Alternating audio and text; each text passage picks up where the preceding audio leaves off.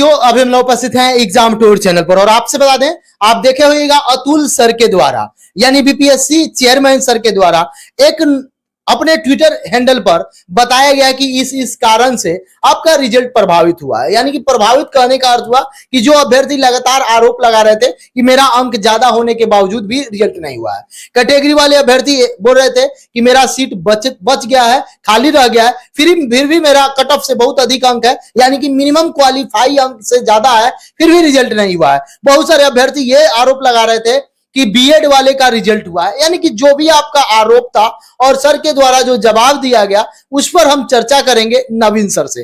तो आप वीडियो को संपूर्ण देखिएगा, डॉक्यूमेंट से रिलेटेड भी चर्चा करेंगे, A to Z आपको मिलेगा। सर आपका स्वागत है एग्जाम टूर में। जी बहुत बहुत धन्यवाद सर। जिस तरीका से एक एक प्रश्न को 4-5 प्रश्न दिया गया अतुल सर के द्वारा, अभ्यर्थी जो डिमांड कर रहे थे और उसका कुछ कुछ उत्तर दिया गया, फिर भी अभ्यर्थी के मन में अभी भी संशय है और जब भी जाइए, जब भी कुछ कीजिए तो अभ्यर्थी यही डिमांड कर रहे हैं कि स्कोर कार्ड दे दिया जाए, वेटिंग लिस्ट दे दिया जाए, जो सीट खाली रह रहा है उस पर इसी से भर दिया जाए। यानी कि बहुत सारा डिमांड है। सर उसमें आप क्या देखे, सर के द्वारा क्या क्या बताया गया?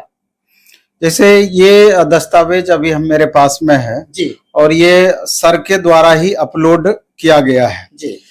तो इन्होंने कुछ संभावित प्रश्न थे जो लगातार अभ्यर्थी पूछ रहे थे जी। उसका संभावित जवाब भी दिए हैं।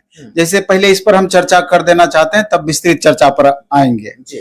तो इसमें कुछ क्वेश्चन है कि मेरा नंबर क्वालिफाइंग कट ऑफ से अधिक होने और अभी भी कुछ रिक्तियां होने के बावजूद क्यों नहीं मैं सफल हो पाया हूं, ये छात्रों का क्वेश्चन है। उसके बाद कुछ सफल अभ्यर्थी से मेरी संख्या मेरे मार्क्स होना चाहिए, अधिक होने के बावजूद मैं सफल क्यों नहीं हुआ हूं। कुछ बीएड अभ्यर्थियों को पीआरटी में सफल क्यों घोषित किया गया है, सीटेट के असफल उम्मीदवार को पीआरटी में सफल क्यों घोषित किया गया है, मुझे मेरी पसंद का जिला क्यों नहीं दिया गया है। अब इनका संभावित उत्तर भी पहले पढ़ देते हैं, तब इसका व्याख्या पर आएंगे।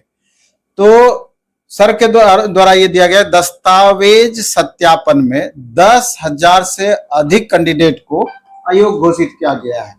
दस्तावेज सत्यापन में 10,000 से अधिक कैंडिडेट को अयोग्य घोषित किया गया है और भाषा के पेपर में 4800 स्टूडेंट असफल रहे हैं, यानी कि फेल किए हैं लैंग्वेज पेपर में 4800 कैंडिडेट।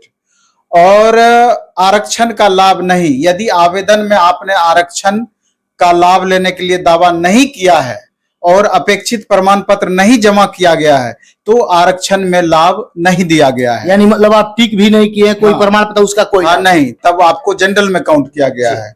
इसके अलावा रिक्तियां दिव्यांग उम्मीदवारों के लिए सुरक्षित रखने के कारण एक और जो आप देखे होंगे कि 6200 प्लस में जो दिव्यांग कैंडिडेट का रिजल्ट दिया गया है, तो उसी के संबंध में ये चर्चा की गई है।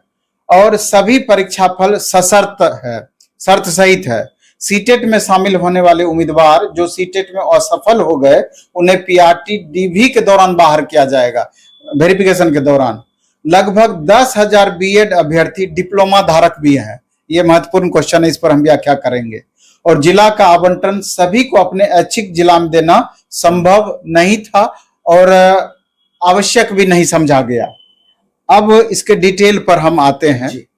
अब जो स्टूडेंट को सबसे ज्यादा जो संदेह हो रहा है और सबसे ज्यादा जो पूछे जाने वाले प्रश्न हैं, चूंकि हुआ क्या है कि सब एक संभावित कट ऑफ का इमेज जो अपने में बनाए थे कि मिनिमम कट ऑफ के रेंज में, चूंकि अब यहाँ पर बीएड अभ्यर्थी का रिजल्ट नहीं दिया गया है, सिर्फ 3,80,000 डीएलएड अभ्यर्थी में से रिजल्ट दिया गया है, तो सबको कहीं ना कहीं ये लग रहा था कि मिनिमम कट ऑफ जो तय सीमा है, जो भी वहां के करीब रहेंगे या 2-4 अंक ज्यादा, हाँ 2-4 अंक ज्यादा रहेंगे तो निश्चित रूप से उसका रिजल्ट हो जाएगा।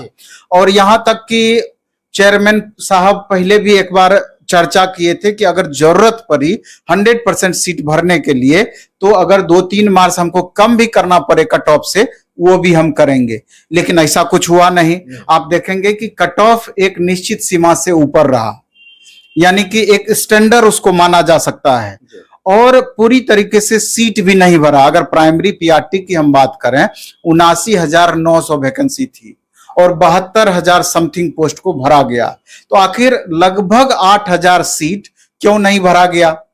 जब आप पूरी सीट भरने की बात कर रहे थे तो 8,000 सीट क्यों वैकेंट रह गया? ये तो केवल उनका आंकड़ा है, ये हाँ उनका आंकड़ा सरकार का और है, आयोग लेकिन का। अगर ओवरऑल अगर हम व्याख्या करें तो और कौन कौन सा सीट खाली रह सकता है, जी। ये एक चिंता बढ़ाने वाला डेटा होगा। जी। जैसे कि आप यूं समझिए कि होना क्या चाहिए, अगर आप देखेंगे कि इतने सारे अभ्यर्थी का जो डेटा दिया गया है तो यहां पर एक सीट एक रिजल्ट की बात होनी चाहिए थी, एक सीट एक रिजल्ट।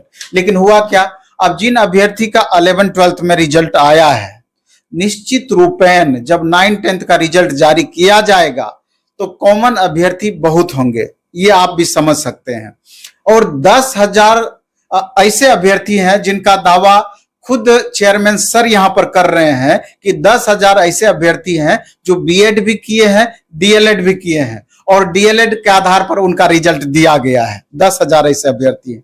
तो कहीं ना कहीं ये 10,000 वैसे अभ्यर्थी हैं जिनका या तो ऊपर भी रिजल्ट आया होगा या संभावित 9th-10th में भी आ सकता है।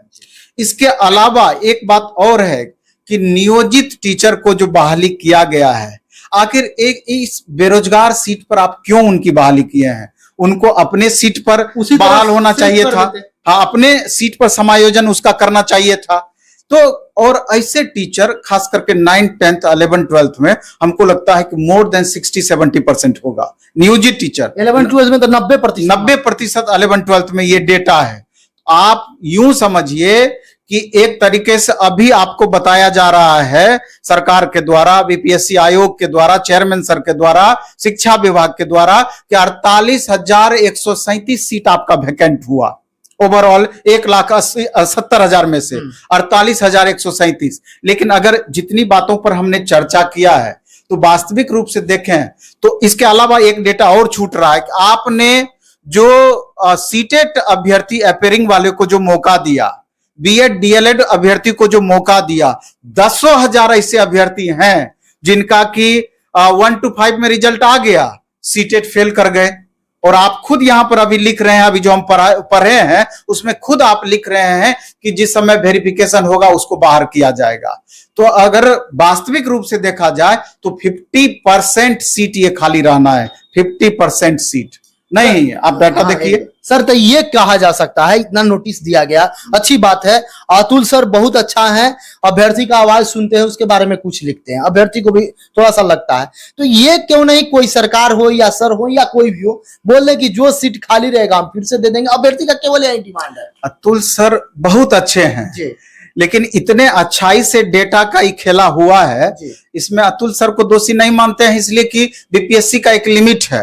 वो अपने हिसाब से हमको लगता है कि जितना शिक्षा विभाग से ऑर्डर जाएगा उतना ही काम वो करेंगे।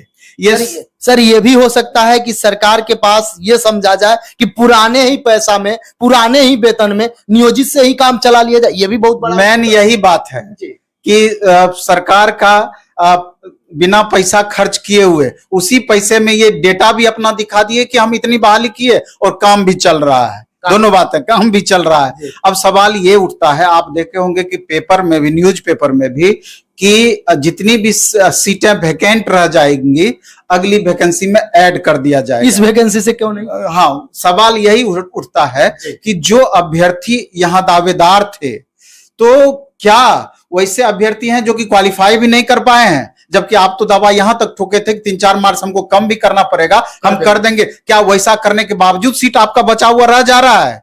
अगर ऐसा है तो उसको आप आगे ऐड कीजिए, जैसे 11th-12th में है, 9th-10th में भी वैसा होगा। लेकिन 1 to 5 में तो हमको ऐसा नजर नहीं आ रहा है। आप चाहते तो इसका 100% सीट भरते आप। और भी कुछ ऐसे कैंडिडेट गलती किए हैं कि बीएड उनका था, अभी तो दावेदारी की जा रही है कि बीएड अभ्यर्थी का भी रिजल्ट दे दिया गया है, वास्तविक में वैसा नहीं है। एक्चुअली में हुआ क्या है कि कुछ ऐसे बीएड कैंडिडेट हैं कि जो कि गलती से डीएलएड वाले सेक्शन में टिक मार दिए हैं, गलती से। और बहुत सारे ऐसे छात्र हैं। अब तो वो एक सीट खा गए, तो वो छात्र तो एक सीट खा गए।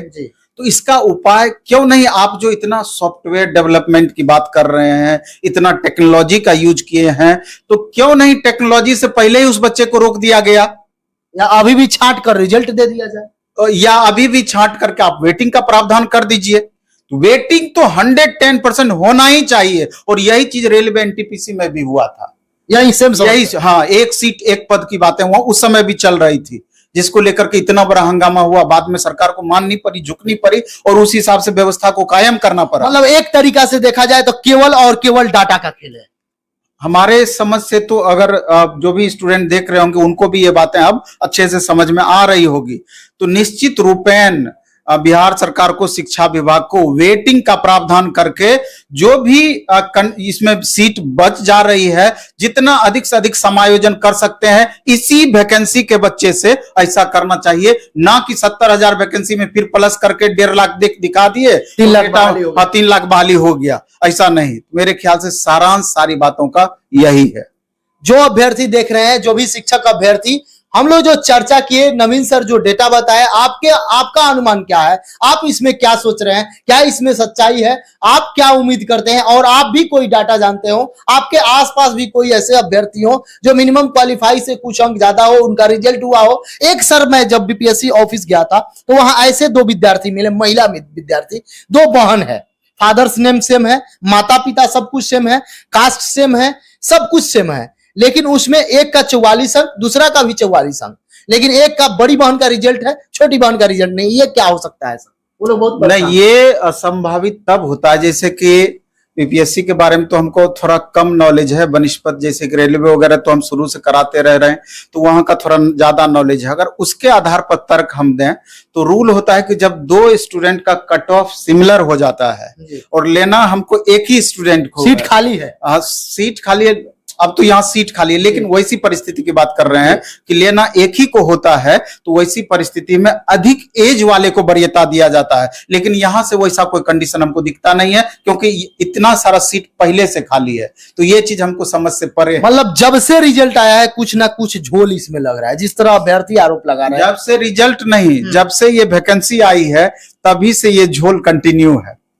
सर अभी देखा जाए तो विद्यार्थी ये भी आरोप लगा रहे थे कि 20 को आने वाला था, 30 को आने वाला, अभी 9th-10th का कब आएगा सर? वो लोग अलग टेंशन में है, हम लोग में कोई विवाद नहीं था, हम ही लोग का रोक दिया गया। 11th-12th में 5 विषय जो रुका है वो सभी लोग अभी टेंशन में चल। अब किस कारण से रोका गया है ये तो आयोग और शिक्षा विभाग समझेगी, लेकिन संभावित पहले कल का भी बताया जा रहा था और आज का भी संभावित बताया जा रहा है। देखिए, मे बी कि आज रिजल्ट दे दे। हाँ, रिजल्ट कभी भी दे। सर समय देने के लिए बहुत बहुत जी, बहुत बहुत आभार आपका।